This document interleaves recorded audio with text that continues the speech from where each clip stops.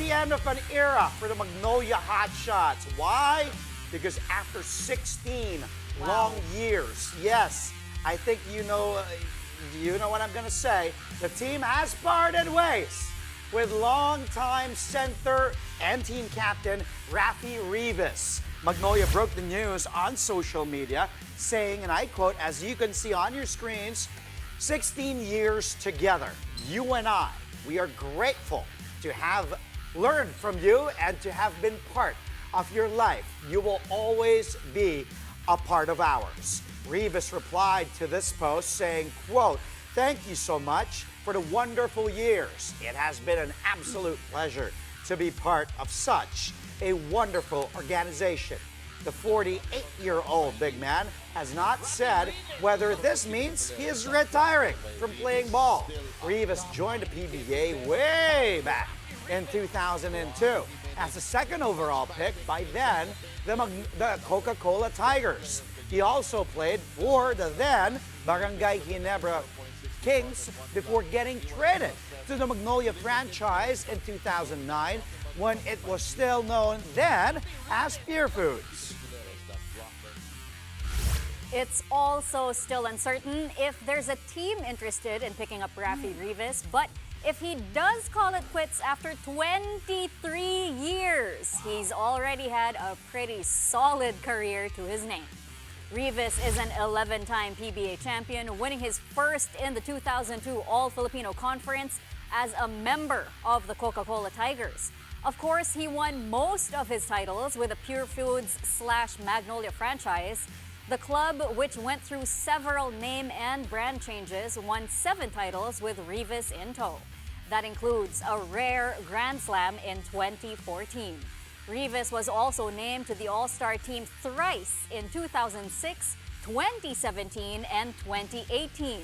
He was also the most improved player in 2003 after notching averages of 10 points and 8 rebounds. Reavis was also part of the PBA's all-defensive team in 2018.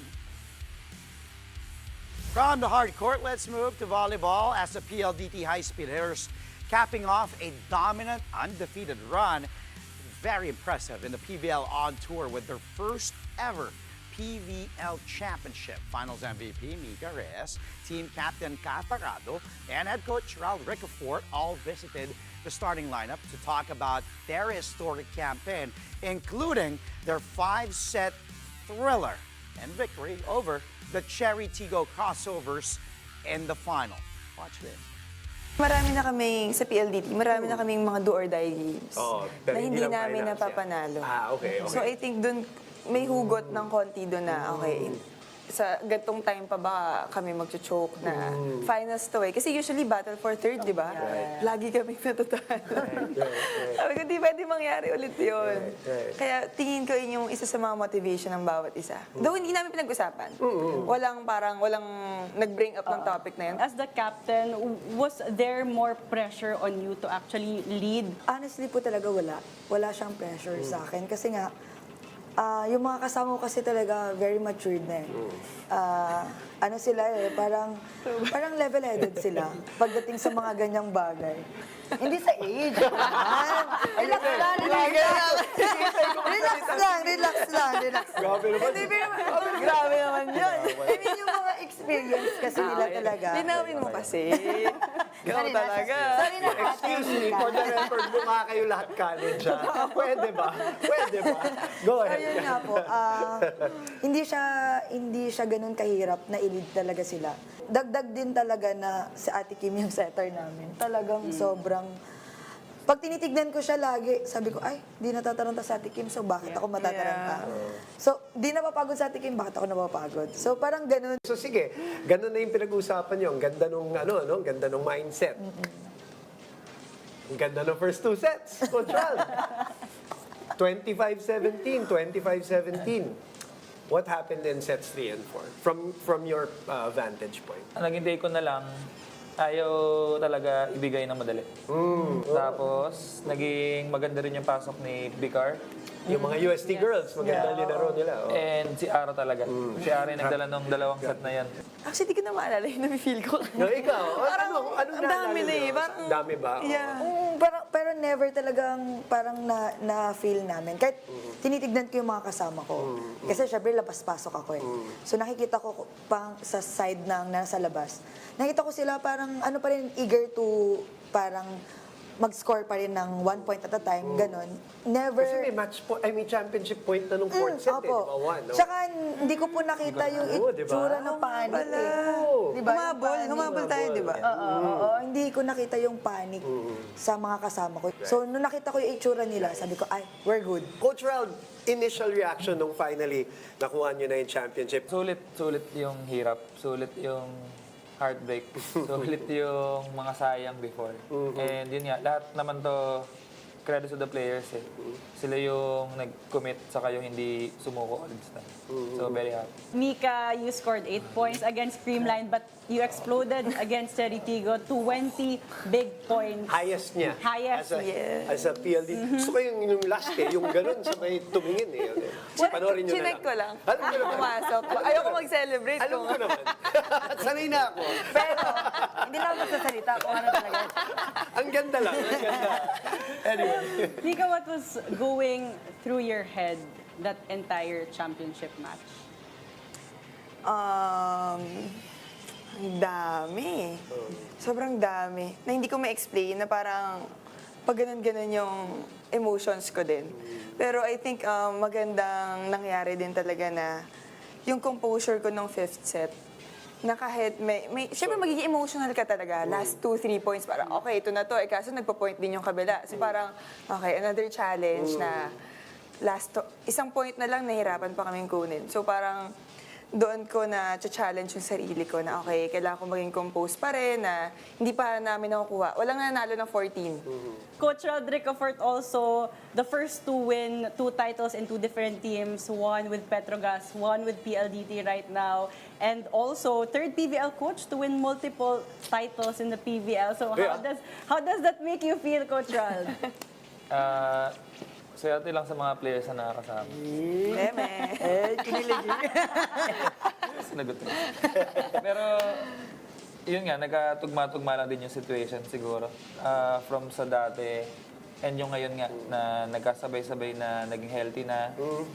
Saka, yung mga pinagdaanan, yung mga sports psych sessions namin before na pinupush namin na ma-instill sa kanila. So, nagkatugma-tugma, nagkasabay-sabay. So, nakuha yung goal. As for the Creamline Cool Smashers, they vow to do better in the next conferences after claiming bronze in the PVL on tour. The Cool Smashers have yet to fall outside the top 3 since joining the PVL in 2018. This preseason bronze is their 18th straight podium finish in the league. Creamline swept the Signal HD Spikers in the battle for third place over the weekend, 25-17, 29-27, and 25-17. The Cool Smashers finished the match on a blazing 7-0 run with Alyssa Valdez sealing the victory with an off-the-block hit. The Phenom tallied 12 points, while Michelle Gumabao was named the player of the game after putting up 21 markers. Here are the 2 superstars talking about the team's run in the PVL on tour. Yung lesson lang talaga sa amin that every season is different. We can't really rely on kung sino kami our past season or kung sino kami our last game. Every game is different, kaya kailangan sa practice pa lang everyday hinihingi sa amin ni coach yung 100%. So kailangan maging consistent talaga kami and hindi talaga namin pwede baliwalain yung small things kasi errors talaga namin yung kumakain sa amin sa game and yung tumatalo sa amin. But to look at the bright side, sabi nga kanina na di nga namin alam na 18th straight podium finish ng Creamline to, and at the end of the day, we're still consistent, and at the end of the day, it also has never been done. So to be consistent is also one of the hardest things to do. I think madaling manalo, madaling mag-champion, but to do it over and over again is also the hardest thing. So andun pa din, hindi pa rin nawawala. Like one season na hindi nag-champion is not the end for us. We just really have to do better, and we will. To add to that lang, I think this bronze medal match doesn't define that we make these matches as a team. I think exactly Emily's point. It's the 18 consecutive and consistently being there since siguro. So at this point, I think one thing we're gonna take is that our hard work, the coaches' hard work, everybody, our management, we're all there helping each other to reach our goal every single time. Maybe we fell short this time, but definitely we're gonna be very competitive and push each other to be better pa rin talaga in the coming conferences. Diba, sir? Yeah. But yun, we're just very, very glad. Every game now, at this point, every game is important. Everything for us is worth celebrating, and we're just happy we're celebrating it together as a team and as a family. Coming up, Team Philippines of the Warhammer Age of Sigmar is back on the show. We talked to members of the squad about their campaign at the Asia Pacific Regionals. That's next here on Play by Play, only on One News.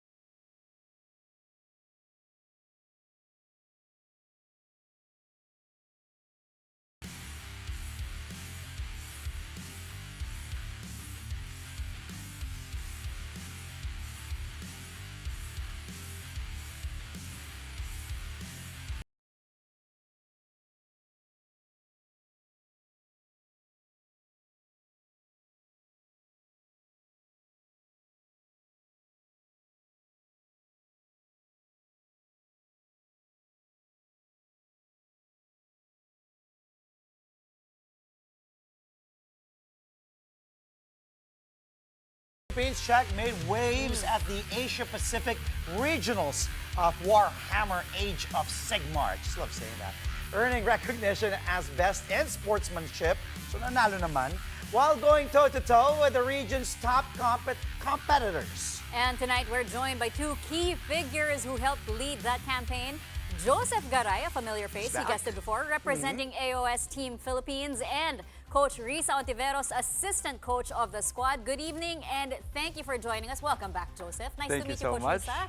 Yeah, Coach Risa is also here. Nice to meet you guys again. Nice to see you again, Joseph. Yeah. And yes, not the senator, but Yeah, not Risa the senator. Ontiveros. Yep, yep. But she is related to Pia Ontiveros and to Senator Risa Ontiveros. It's just really nice to hear when, Risa Ontiveros, diba? But anyway, welcome. All right. Good evening. And yeah, sportsmanship. Yeah, congratulations. Best Thank in you so much. sportsmanship. Again, Yes. like in an environment where it's so easy to trash talk. Oh no, for sure. Oh yeah.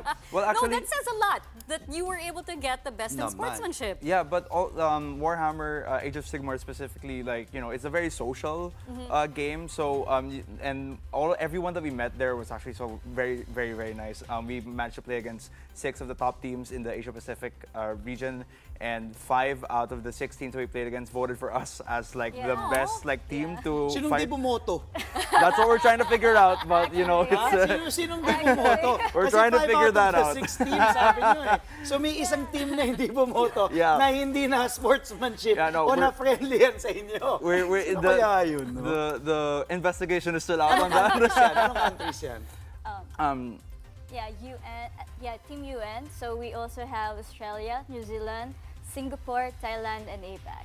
Yeah, and like Baka Australia. yeah. Joke lang. Naisip ko lang kasi Gilas, Australia. Oh, bro. yeah. Baka no, I'm just kidding. But anyway. No, yeah. in day 1 we fought against Team China and Team Singapore, and we won both rounds with a very thin margin. And then for day 2, because we fought against Team Australia and Team New Zealand, which we ended up losing those rounds. And then day 3 we had to fight Team APAC, which is a team composed of people from the region, as well as Team UN, which is like world's caliber players. We ended up winning the 5th round, losing the 6th one. But at the end of the day, we ended up losing to the 3 teams that actually podiumed. Oh, wow. Yeah, 3rd, Yeah. 2nd, 1st, and we went to probably one of the harder. So you lost to which countries? Yung tatlo? Yeah, Australia, New New Zealand, Zealand. and UN. And Yeah. Team UN got 1st, Team Australia got 3rd, and Team New Zealand got 2nd. That's Shout it. out, by the way. Okay. Yeah. Well, at least, diba? If you're gonna lose to the... No. Yeah, Okay, yung nag-podium. mga I think nag-podium. I think at the end of the day, the rest of the team was so everyone in the team, including Risa, you're Yeah. so hyped to just like keep Yeah. playing. Yeah. And yeah, it was just a very positive Iniisip experience ko for pa rin everyone. Feeling ko China din. Baka posibleng di din siya yung one team na... Talagang di mga But anyway, okay. I'll go to Coach Risa Ontiveros. I just love saying it. Coach Risa, let's talk about the competition itself. Kasi as Joseph mentioned, you faced the best of the region, yung UN, yung APAC, and all these other teams.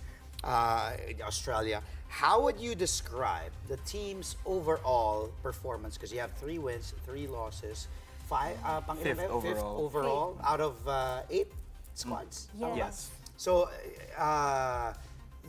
yung assessment mo of the whole competition, and how would you describe the team's performance reaching round 6? Yeah, for actually when I got there, the vibe is super heavy because everyone there was super like bloodlusted regarding Sorry. bloodlusted. Yung talagang ano, yeah, yung the right term, bloodlusted. Big sabihin, for those watching na hindi alam, out for blood in terms of yung Yeah. talagang very competitive. Very competitive, and you've seen other countries is very, very energetic, but the vibe there is very, very strong. And then the Philippines actually has a very, very good comp against every country because we've been grinding for months, and really the team really did great, which is I'm very proud of it, especially even if we're losing. The motivation is still Kumbaga high. yung vibe pa rin ng team. Yeah. You're more than content. Na, yes, it's better kung sana kung nag-podium tayo, pero still, overall, masasabi mong it's a successful run. And masasabi mo bang better than what you expected yung nangyari? Actually, yes. Okay. Better. At least. Better. Oo. But also Yeah. more energetic than Joseph because his energy is so infectious. Yes, more. Totoo. If you've seen the people there, grabe talaga. As in, Yeah. natalo siya, as in wala. Boots on the ground. Everyone was just having so much fun. Everyone was yelling out whenever something very exciting happened, and the entire vibe was very supportive. Honestly, like even though, like as Risa said, the vibe was very like wow, like the best players are here, the better players are here, and we're all gonna fight them. But it wasn't really intimidating. Well, it was intimidating kind of, but like it was Yeah. also like very like exciting because like wow, we are here, we get to play them, and we did. Yun ang gusto ko sundot. Check sundot ako mabilis lang. Kasi nga, di ba, yung overwhelming tapos sabi mo nga, medyo na-intimidate. May ganun bang factor, hindi lang ikaw, and kung napansin mo din, Risa, dun sa team na nakakakaba? Kasi ito yung the best of the best dito sa sport, sa game nyo eh. So, may ganun ba na, oh, kalaban natin to, malalakas to ah. Yeah. May ganun ba? I think we've, again, it's a very social game. We all talk to the teams as if we're like we're just hanging out. Friendly nga kayo. Yeah. Di ba strategy niyo yun? Hindi. No, for Kidding sure. aside, strategy niyo din ba yun? Na kinakaibigan niyo? Kasi best in sportsmanship. I think na everyone- parang kaibiganin na lang natin. Di ba? Baka doon natin No. I think madaan. I think honestly, legitimately, we had a really good shot to podium. okay. There were, of course, it was a rocky road getting here, but at the end of the day, I think everyone was pretty happy with how they were. Everyone was pretty happy with how they were performing, and you're right. There is a sort of intimidation from everyone because even the strongest teams, even the teams that we ended up losing against, they were the ones who were told us that, yeah, you got us in some of these matchups. You drafted a bit better, but they are the best players. The skill. There's only so much that you can do. But at the end of the day, everyone was like so excited to play. Okay, even well more. now we have to ask, what's next for Team Philippines? Are there any concrete plans for training or any upcoming competitions that so you guys can build on this momentum? Yes, for that, actually, I've been scheduling all the preparations for the next APAC next year. So, we've been scheduling a lot of international scrims. So, yeah. And watch us. We will, what do you call it? Ano? Promote mo. Hindi, yeah. saan ka mo pwede invite? O sige, So, usapin mo invite. sila. Okay lang naman kahit Tagalog. Okay lang, ikaw bahala kung saan ka komportable. Go ahead, sige, go. So, I Dito, want to dito. invite Ito pala you guys camera. to message us on AOS Team Philippines. So, for that, if you are interested to do a demo or if you want to be raised to be a champion like us, so message us. So, Yeah. don't hesitate. Yeah. And also, we would like to promote our reels for the highlights for exclusives of the APAC regionals on Pilipinas Live app. Yun. Alright. Again, maraming salamat. Naalala Thank ko. you. Okay, hindi tayo nasira ng No, FB hindi. natin. This is a different one now. Thank you so much for joining us, Joseph Garay and Risa Ontiveros of AOS.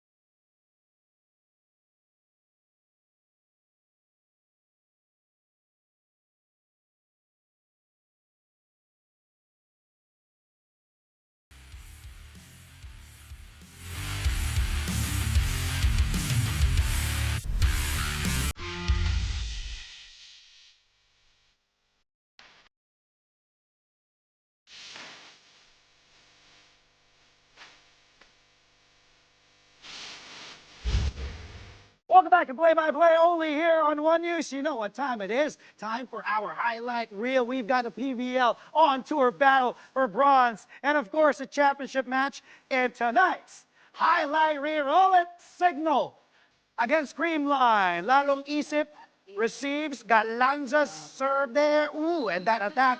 Nice pass from Jel Cayuna, setting up Erica Santos from the back row. The point, watch it again, replay. Gandang back set by Jel Cayuna to Erica Santos, putting it away.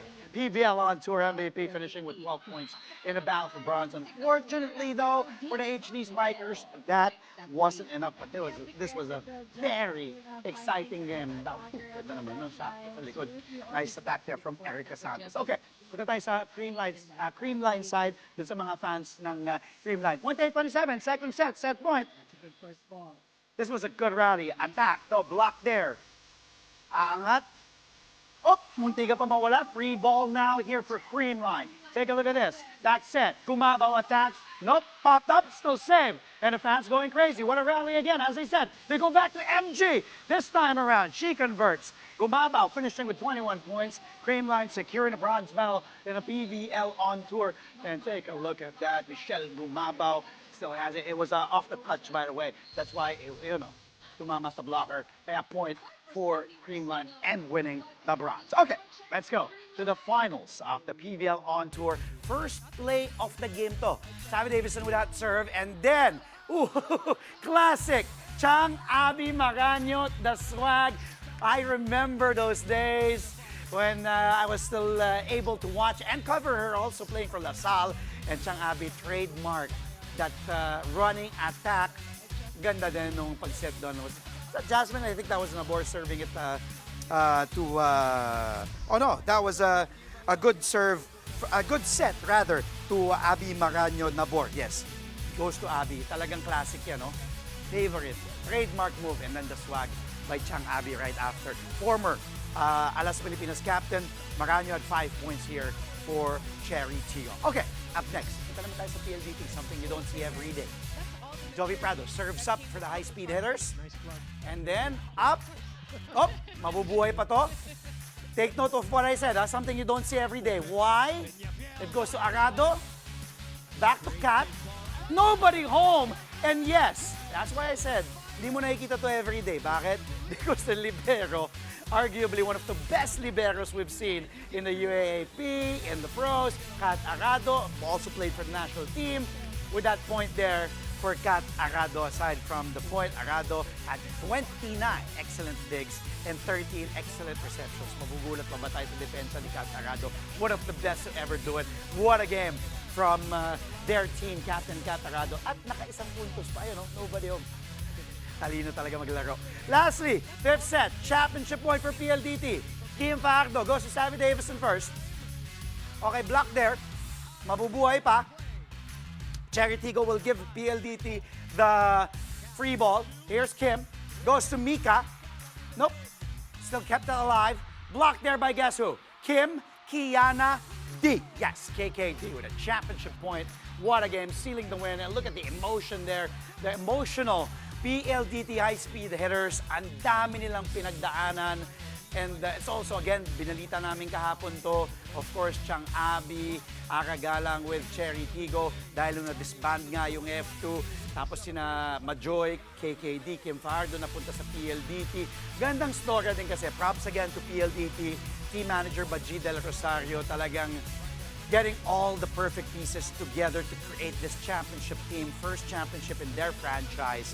D, by the way, finishing with 13 points to help the high-speed hitters secure their first PVL title. Congratulations again to PLDT.